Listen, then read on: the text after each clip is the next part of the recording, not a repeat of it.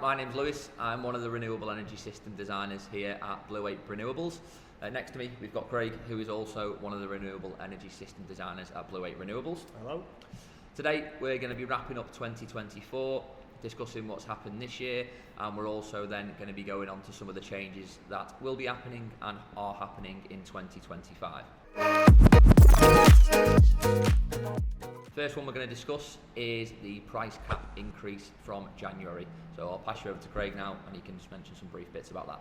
So Ofgem review the energy price cap every 3 months or every quarter. It's already been announced that as of January the price cap is about to increase yet again for both gas and electric, which just carries on with the trend that we've seen over the years of energy bills continuing to rise and rise and rise. Now, there is rumblings that moving further into 2025, the standing charges may be removed. If they were to remove the standing charge, it does sound like it would be something that's great, but effectively, once that standing charge does get removed, I do think there's a high chance that they will increase the price cap quite significantly. If you haven't got solar, that means every kilowatt of energy that you're actually bringing into the property is going to be on that higher rate. As if you have solar, you're going to be generating the vast majority of your electric. So from March through to September, this price increase might not be as hard on you as it would be for someone that's without solar. And also, if you've got solar panels installed already, if the kilowatt hour price was to jump significantly, whatever you're saving now, your savings are only going to increase alongside of it. Moving on to the next one, we're going to talk about landlords and EPCs. So from 2030, any landlord that has a property that's currently being rented out will have to have an EPC rating of C or above to be able to carry on leasing that property out or renting it out to tenants. Now, with that in mind, there's a lot of landlords at the minute making inquiries with us for air source heat pumps, solar panels and battery storage, mainly air source heat pump and solar panels, because by installing either of those products, it'll bring your EPC rating likely up by a grade. So if you're an E currently, it'll take you to a D. If you're a D currently, it'll take you up to a C. So obviously if people get solar panels and an air source installed, it's going to bump you up 2 bands in essence.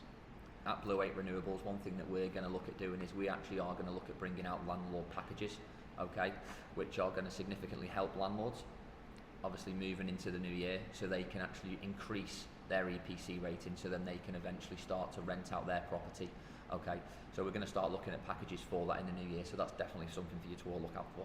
It's worth noting as well that, as mentioned there, 2030 is the deadline for residents or tenants, landlords rather, that are currently renting out a property. They have to meet the grade C by 2030. If you're purchasing a property next year with a view to renting that out, that's going to have to be a C as of 2025.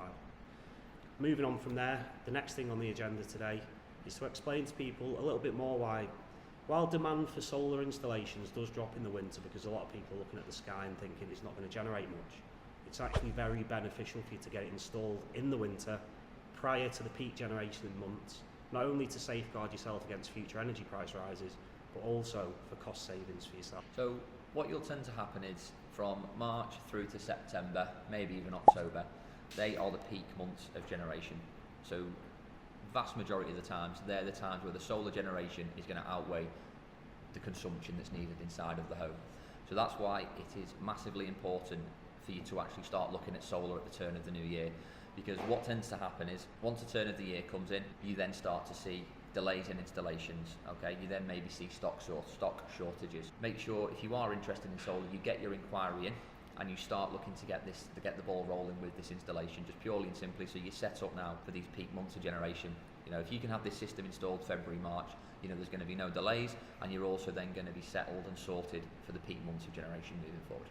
Just going on top of that as well, what Lewis was talking about is because the demand for solar is low, what happens is manufacturers of the products reduce their prices, and as we edge closer and closer to spring and summer and demand rises, the prices start to increase again. The analogy I always like to use is look at a hotel this Sunday and then look at a hotel when Oasis are in town and look at the price difference. The exact same with solar, supply and demand, unfortunately. Moving on now, we're going to discuss air source heat pumps moving into 2025.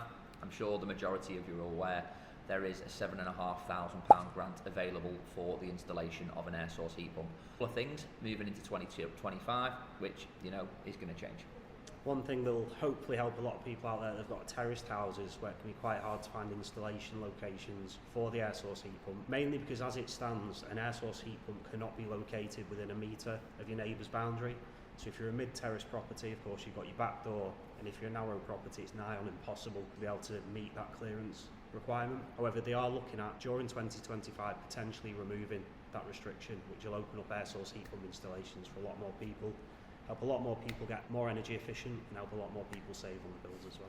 Now the only requirement really for you to be eligible for this grant is 1, you have a valid in-date EPC, 2, you own the property, and 3, which is something that we will both check the suitability of here, is making sure that the property has the right boundaries and clearances for the heat pump to be installed.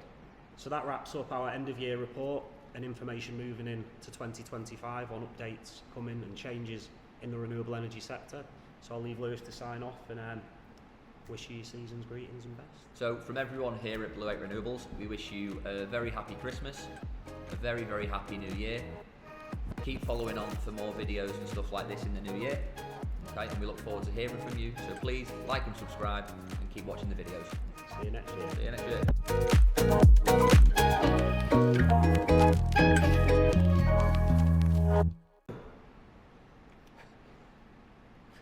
Sorry, plug me.